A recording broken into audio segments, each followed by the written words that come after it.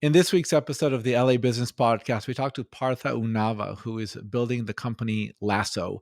In our conversation, we talk about the benefits of focusing on incremental business growth, staying away from explosive social media growth through the use of outrageous behavior and content. We talk about his experience being invited to the White House and being recognized on the Forbes 30 under 30 list. Let's jump right into this week's episode of the LA Business Podcast. Welcome to the LA Business Podcast, your destination to hear stories of how businesses grow and scale. I'm Robert Brill, CEO of Brill Media and the host of this podcast. Now, let's jump right into this week's interview. Hey everyone, welcome to another episode of the LA Business Podcast. Please welcome Partha Unnava, CEO and founder of Lasso Compression. Partha started Lasso Compression with the goal to help improve the way we all move. Partha is a Forbes 30 under 30 recipient who was invited to the White House to recognize his past innovations in healthcare. Partha, thanks for being on the show today. Tell us a little bit about how you began Lasso Compression. Thanks for having me, Robert. So I started Lasso after an experience that probably all of us have had at some point in our lives. I broke my ankle playing basketball.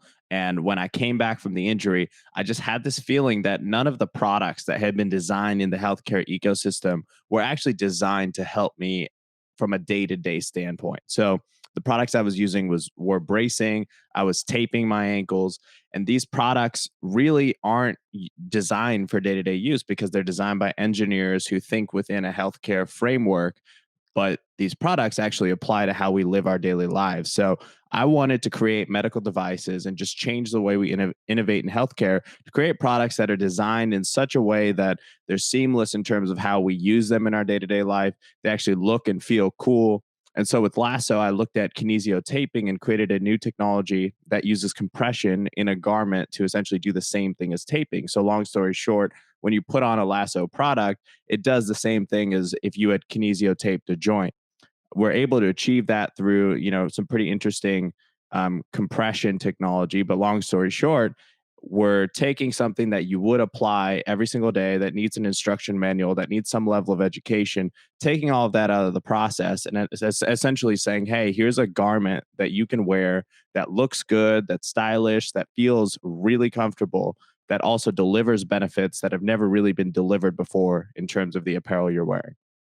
So how do you go about like tell us the process of going from, hey, I have this injury to now I'm going to build a company that's going to solve these types of problems for people. Like, how do you think about manufacturing? Like, did you have any prior experience in this, or is this completely out of the blue for you? Totally. So I studied biomedical engineering when I was in college. I studied at Georgia Tech, and it's actually the top program. And so their emphasis is on how to think about biomedical innovation from the lens of the user and really human centric design. And so, with that background, I actually started my first company. I dropped out of college to start it. It was a medical device company. We were making a new type of crutch that didn't hurt your underarms. And I built that company for about 5 or 6 years. Through that, learned the patent process, learned manufacturing, learned every bit of the nuts and bolts of how to run a medical device business. And when I made the switch into Lasso, the idea was, okay, I understand the framework as to how to build a medical device company, but now let's make it look completely different from every single company that's been in health in the past. So that's really interesting. So how long did it take you to go from an initial idea to something that was live in the market? With Lasso, it was much faster because I had the experience. So it only took me about 3 or 4 months to go from drawing to actual, product. In the past, it normally would take like a couple of years, but I've learned how to speed that up. So interesting. So I look at your website, I'm looking at these socks. I mean, they look like regular socks. What's fundamentally different about them? There's more compression with the socks. Yeah, totally. So, if you're thinking about socks, I think there's a few ways to think about how they actually affect your body. So, you have one category, which is like your Nike Elite, your performance socks, and those have wicking, they're comfortable, they're marketed as helping you with your performance in some way. You also have your compression socks, which up until now have typically been used by either people who have medical conditions and need to wear them or an older population. And compression socks in general apply a level of compression that's greater at the bottom of the foot than at the top to help with circulation that has positive effects for recovery. And then finally, you have taping, which is kind of its own category, which has musculoskeletal and neuromuscular support that improves how your body actually learns to move. So we took all three of those and combined them into one product. So we have really high end wicking, really high end yarns. The sock is extremely comfortable and it feels like a regular sock. But when you pull it up, the difference is that instead of compressing across the entire garment, we only apply the compression in specific places to actually create the same effect that taping your foot or ankle would. So, from the standpoint of what's ever been done in apparel before, this is the first time ever that your clothing is providing functional benefit to your body. And at the same time, we're able to achieve such high levels of quality and comfort that we're ranked number one by, say, Men's Health, who just called us the number one compression sock. The idea is that you can have really great style, really great comfort, but at the same time, you can push performance of a garment to a completely different level than we've seen before. So when you think about growing this company, you now have production, you have something that's going to help people. Do you think about partnerships first? How do you get the word out about this? Yeah, there's a few ways to go about it. For me with Lasso, it's really about technology adoption. So I think of it in the same way that, I think an ideal brand is Tesla in how they've done tech adoption. So if you have a technology that's better for the world, I believe it's not just about getting it out there, but it's about how you package it. And the thing that Tesla did that's really clever is they packaged it in such a way that it didn't change the day to day routine of somebody who's going from A to B up until, you know, Tesla really built out the infrastructure that they did. Electric cars were a step out of your way. They changed your routine, they changed how you live. They were able to innovate in the experience enough that people didn't have to change behavior to adopt new technology. And for most people, it's behavioral change that prevents adoption of new technologies. So with Lasso, that's really the core area in which we focus. How can we eliminate every single gap between how people would shop for any other brand that's, apparel or fashion or whatever, and create the same type of buying experience for something that, is truly medically backed, that has the FDA registration behind it, that has the medical backing behind it, the science behind it. But how can we make it feel the same way as buying from your favorite apparel brand? Hmm. Really interesting. So the package. So you put a lot of thought into how people are going to see this product, and you made sure that it's not going to take you out of your day to day routine. So it's probably incredibly specific that they look like regular socks, but they have a much okay. That makes a lot of sense. Exactly, exactly. Um, so so tell us about the marketing for Lasso. I mean, do you go to universities and say, "Hey, we have this great product. We think your athletes might benefit from this." Do you go to the public? Do you go to retail stores? Where do you devote your effort in the first, let's say, 12 months of this business? Sure. So we were focused primarily on e-commerce for the very beginning of the business and really for the first couple of years. The reason being it allowed us to test a lot of different demographics and a lot of angles of messaging very quickly.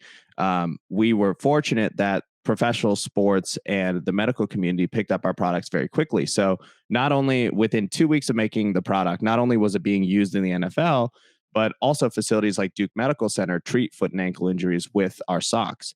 So the idea is that the product, due to its efficacy and because it's so different than anything else that's ever been developed, it's been very easy to get it to proliferate, especially into the communities that truly intimately understand the need. And that helped us build really a base of trust around the brand. We got a bunch of amazing executives from the sports industry on board, people like the former GM of Nike Women's, the former CEO of Reebok, and CMO of Adidas, and I could go on and on and on.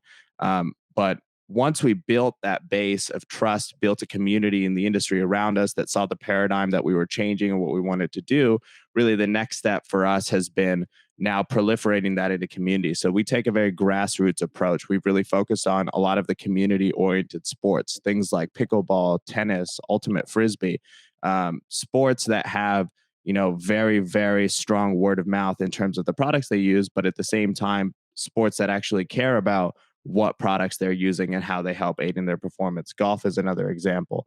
So we've been able to really build organically in those communities, really starting from the ground up. And from a brand standpoint, we've had the pleasure of, name after name after name posting and talking about our product and wearing it just because the performance is it's that much better. So in that first period of time, that year plus, when you're looking at e-commerce, what types of things are you looking for to understand? Is it like things like colors, or is it like which types of sports players are most interested in the product? Like, what are you looking for during that testing period? Yeah, so we're looking at different sports. So, for example, do photos of the sock being used on a volleyball court do better than photos on a tennis court? And which audiences resonate, and you find some interesting things. So, for example, we find that a lot of our women's marketing initiatives are successful for men, but not the other way around. I think that may be relatively common in the industry, but a lot of little learnings like that along the way about how we position the product, what messaging resonates, how much to talk about the technology. I think that when you have a company that is technologically minded, it can be easy to get too technical in how you market a product. So for us, a really, really big thing is how can we keep the benefits of this product very simple for the regular person to be able to understand without having to go too in depth, but still have the resources and the answers to the follow up questions people might have on the website or on the product pages or somewhere in the buying experience, so that if you do want that extra detail about how the science works, what's happening with the compression, what that's doing to your body, that information is there for you. But if you don't, and you're just like, hey, I want a sock that's great and everyone loves this and it's ranked number one and all the reviews are amazing and everyone says they love it and they've, replaced all their Nike socks, then, you have that option as well. So reviews and rank are a critical part of this process, and there's nothing like time to get you those in at scale, right? Like $100. you can't manufacture great reviews. You can, but it's not really, people see right through that. You need to rank over time in key searches.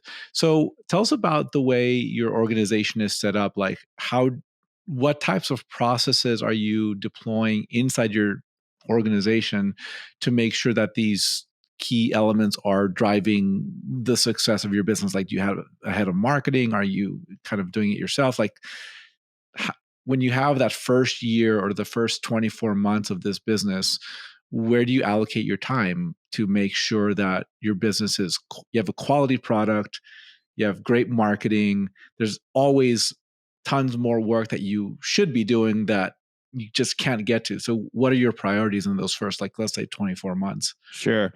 My philosophy on business building kind of breaks everything into two parts. You have ideating and understanding of the business and the brand, and then you have technical execution of those efforts and understanding. So I believe in always hiring for the technical execution, but you can never hire for the depth of thought that's required by a founder or by an executive team. So, now we have a more sizable team that's able to handle a lot of the initiatives that we have. But in the first 12 months, it was a much smaller group. It was just a few people. And so we had to be really smart about taking the time internally to have the important conversations, which were, how do we message the technology? How do we explain this to people? Test and iterate. And really, that iteration process on messaging, it's key in e-commerce, but it also helps you for everything else that you have to do, whether it's retail or whether it's any other type of business activity, fundraising.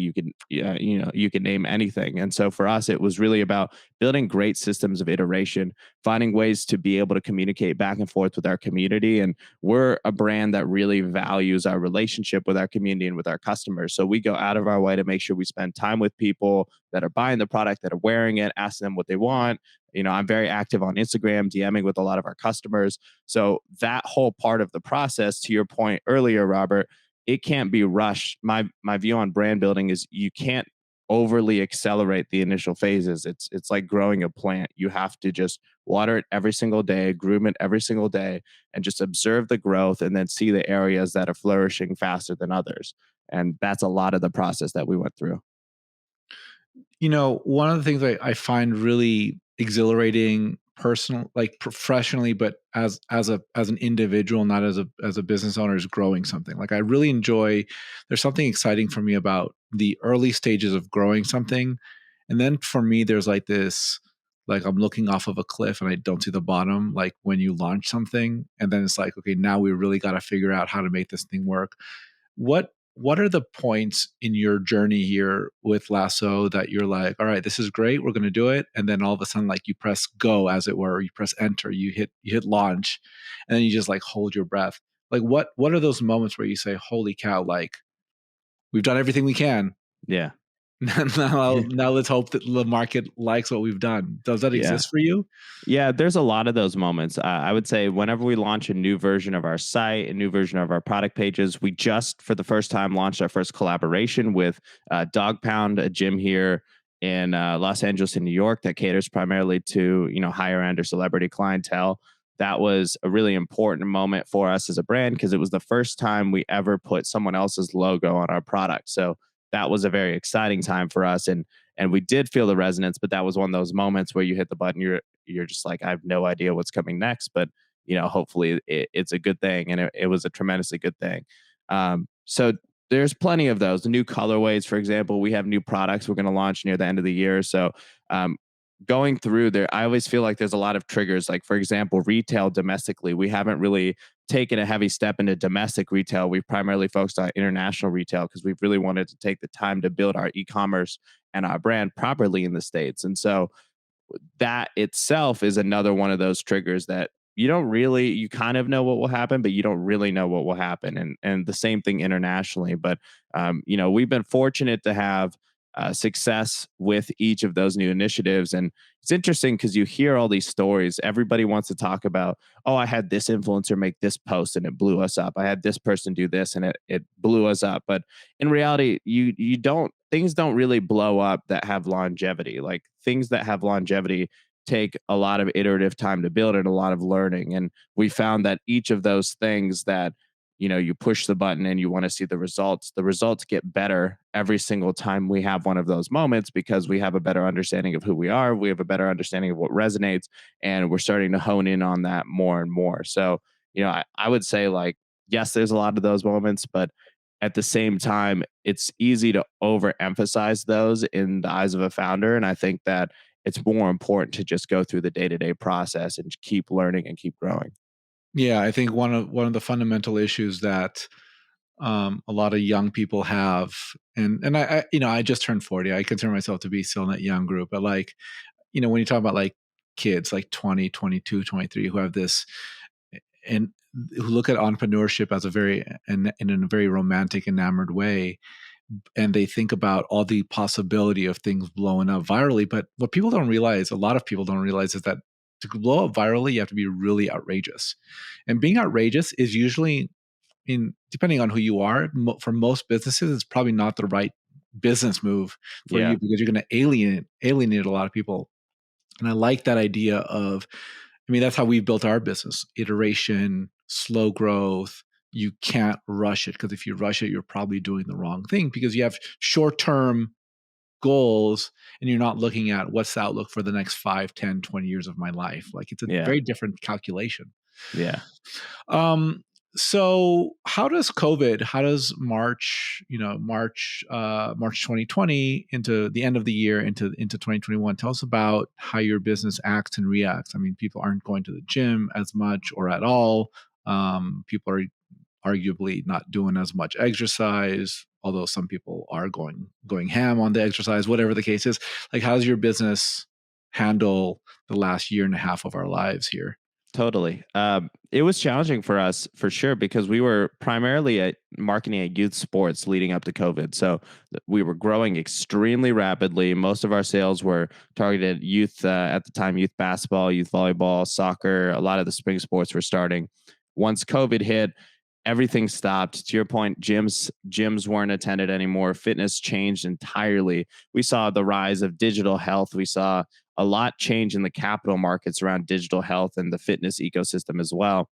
So for us as a company, there's two parts to it. There's the brand, but then there's also the positioning and the storytelling within the industry and to the capital side of the industry. So we had to really reconcile within ourselves what's the bigger picture here. Up until that point, if you had asked me the same questions as earlier in the call, I would have focused a lot more on sports performance or apparel that helps improve how your body works.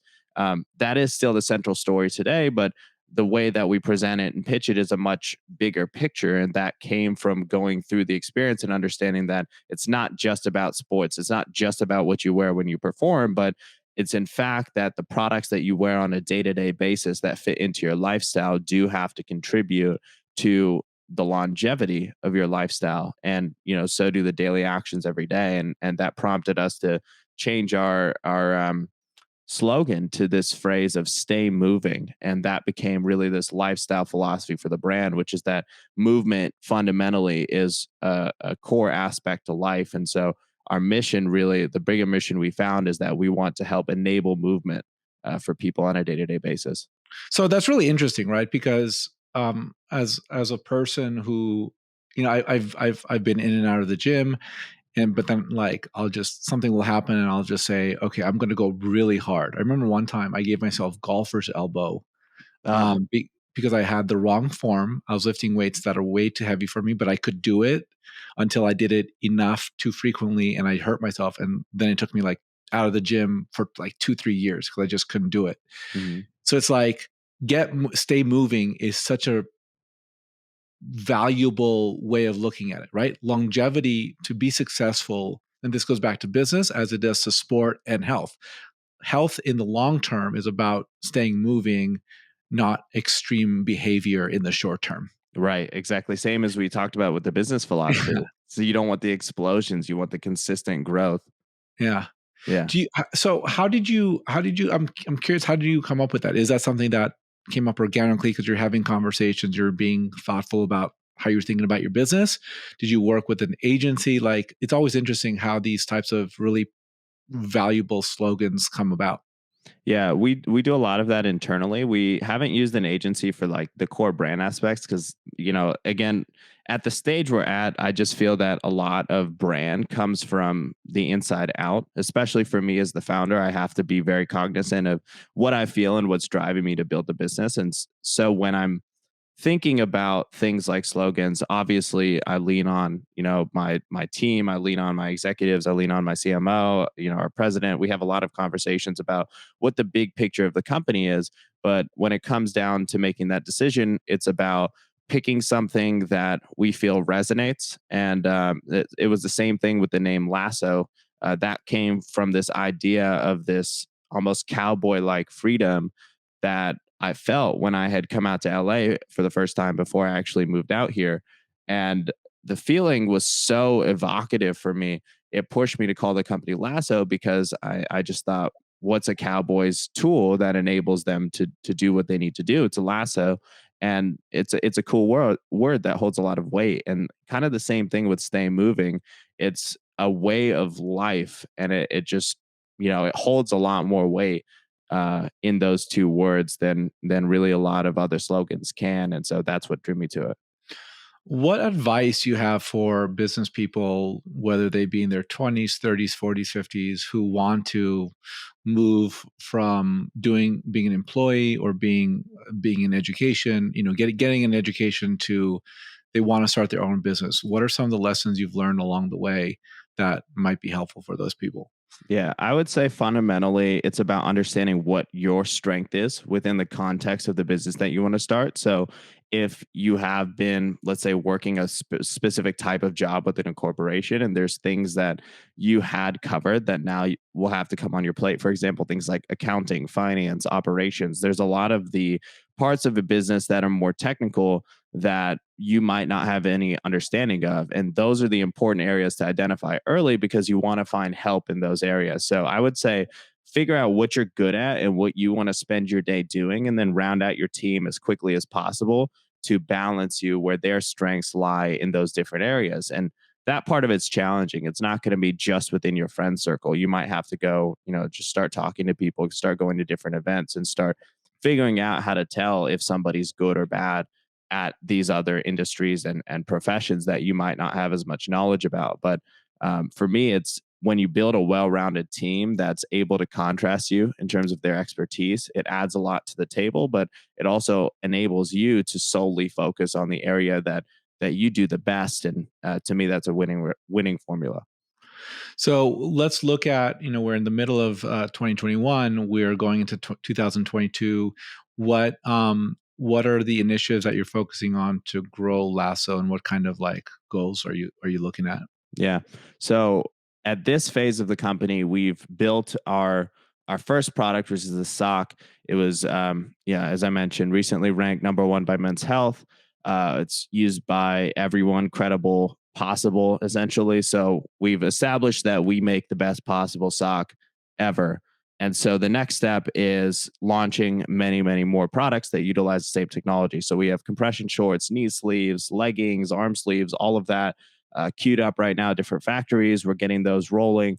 The idea for us is new products help us to expand our brand story, but also colorways and collaboration. So we just did a collaboration and event this past weekend at Rocco's in West Hollywood, which is Lance Bass's sports bar.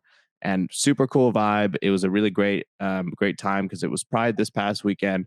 So we did a collaborative sock. We did a workout prior to at Barry's, the one in West Hollywood, and then everyone bounced over to Rocco's, and we were able to create a moment, speak to the community, participate in a relevant event, and at the same time use our product not only as a voice for the community by putting a design on it, but also by putting it on a lot of the wait staff. A lot of the people, everyone in the workout, we were also able to demonstrate that functionality and style can come at the same time. And so that's really the bigger story that we're trying to tell. So our business grows in two ways. One is continuing to tell stories like that through these collaborations and events and moments. But at the same time, it's through different colorways, different collaborations, different products, and using our own voice to expand the narrative of the brand and what people think of when they hear Lasso. So tell us about your invitation to the White House. How does that come about? And I believe, did you meet with Obama? Yeah, I did. It was I a, it see was on a the background. crazy. Yeah, it's back there. Yeah, Yeah, it was honestly pretty crazy. I just kind of very organically got invited up there. They had a maker fair, and it's super random because I just ran into somebody a couple weeks ago at an event, and he happened to be at the same event at the same day. So it's the first time that had ever happened. But I got invited up and I didn't know what I was signed up for, but I brought, a prototype of our product, which back then I was working on the crutches, and I got pushed, through security back to the Rose Garden and just was totally shocked. I wasn't told I was meeting with President Obama, but he came out, spoke with me for a while. We talked about the product, talked about the business, and it was just, for me, I was probably 20 or 21 at the time. It was such an amazing moment and helped me really feel a lot of conviction in my decision to not only drop out of college, but then go after business and try and make some impact. did he give you any interesting words of advice? In general, it was just very positive in term. Yeah, He's a funny guy, very laid back. So it wasn't too serious. Was just more like, oh, this is super cool. Proud of what you're doing and pushing me to keep going and continue. fascinating. Yeah. And tell us about your ranking on the Forbes 30 under 30. How does that come about? Kind of same thing. I'm one of those guys that has been extremely blessed in terms of a lot of these recognitions and awards. I've never applied for any award. I've never. That's not my mo. I just focus on my work, focus on my craft, and I try to be great at it. And the byproduct, fortunately, has been a lot of these awards and recognitions. So just woke up one morning to find myself on the list, and that was that. But that community it's a fantastic one. So I do encourage you if you're in business and you're young, like take a look at that community, go to the conference. It's a really, really great group of people to get in touch with. So, in the last few minutes, tell us about how people can find you, Lasso, and what's coming next for the company. For sure. So if you want to learn more about Lasso, it's at Lasso Gear on Instagram or www.lassogear.com. That's LASSOGEAR. I'm on Instagram at Lasso Partha. You can find me on LinkedIn too. I'll post, relatively the same content I'll post on Instagram, but with different captions if you're into that. Um, Outside of that, with Lasso, keep an eye out. We've got some new colorways coming out over the summer. We've got new products coming out in the fall and the winter. We are just very excited to start to expand what we're doing and really bring more products out into the world that help people not only to live healthy, active lives, but also feel stylish when they're doing that. Awesome. Partha Unnava, CEO and founder of Lasso. Thanks for being with us today. Thank you, Robert. I appreciate it. Thank you for listening to this episode of the LA Business Podcast. If you like what we're doing on this podcast, please consider subscribing on Apple or Google Play, leaving a 5-star review, and sharing with your friends. If you have any questions, comments, or recommendations for a guest you'd like to hear on this podcast, please email me, robert@brillmedia.co. Thank you. Have a fantastic day.